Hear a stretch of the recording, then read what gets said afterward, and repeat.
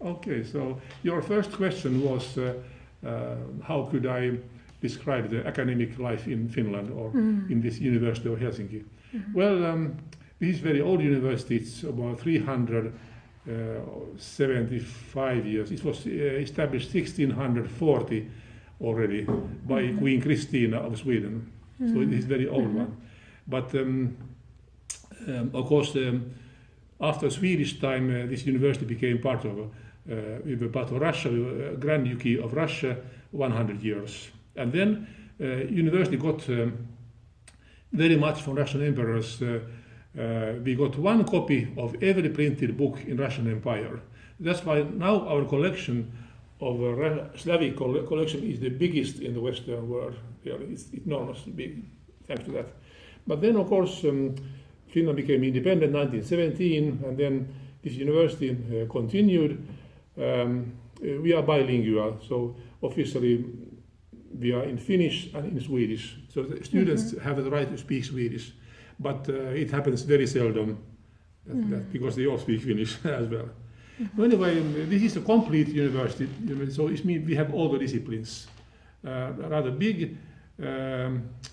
There are about 40,000 people working here, I think. Something like that, I guess. 40,000 people, students and teachers.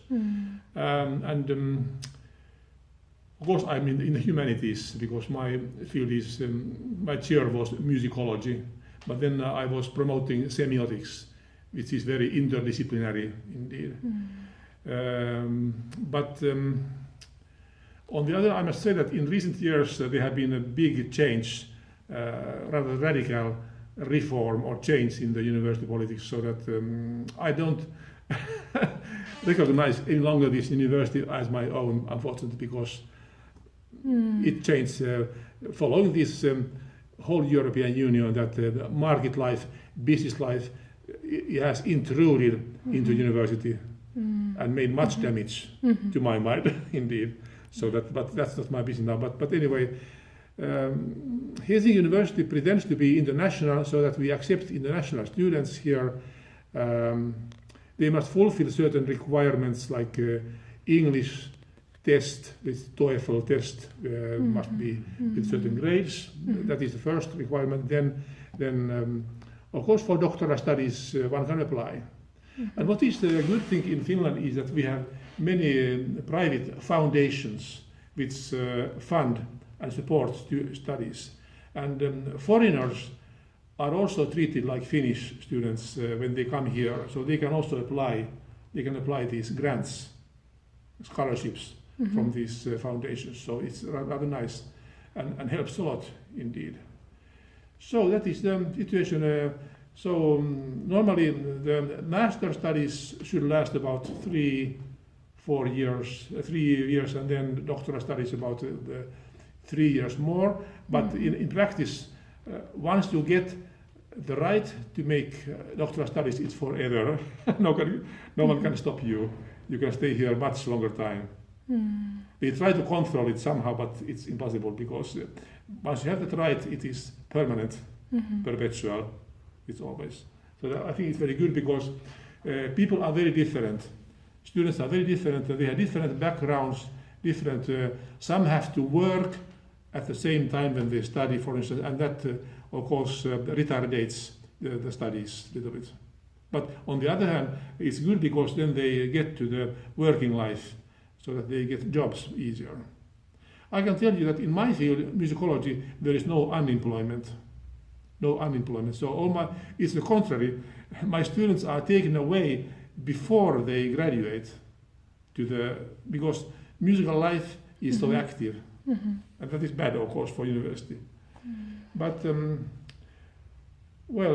semiotics has brought me a lot of doctoral studies from many countries. So we have, in Finland, doctoral thesis is a printed book.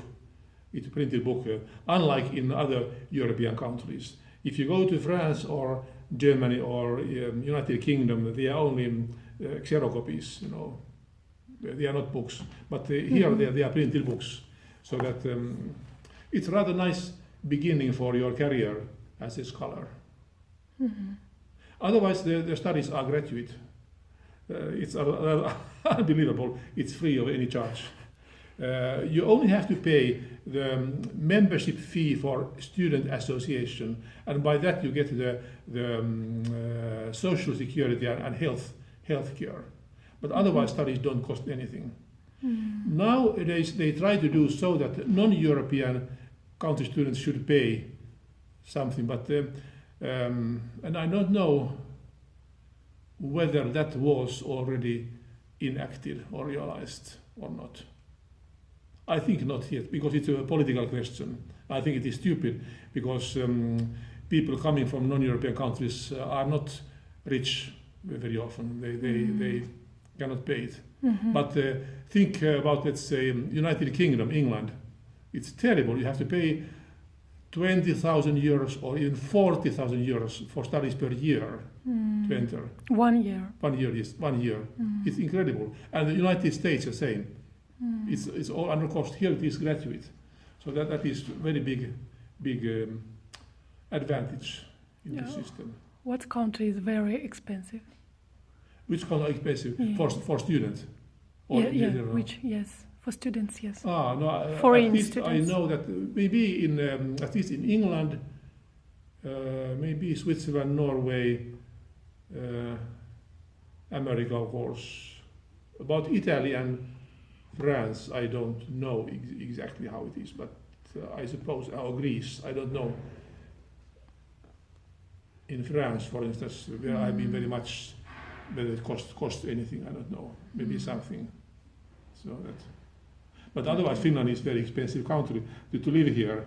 This is one of the most expensive in the whole world. Finland, Norway, Switzerland, we are the most expensive, unfortunately. You see the living costs. Yes. If you buy food, for instance.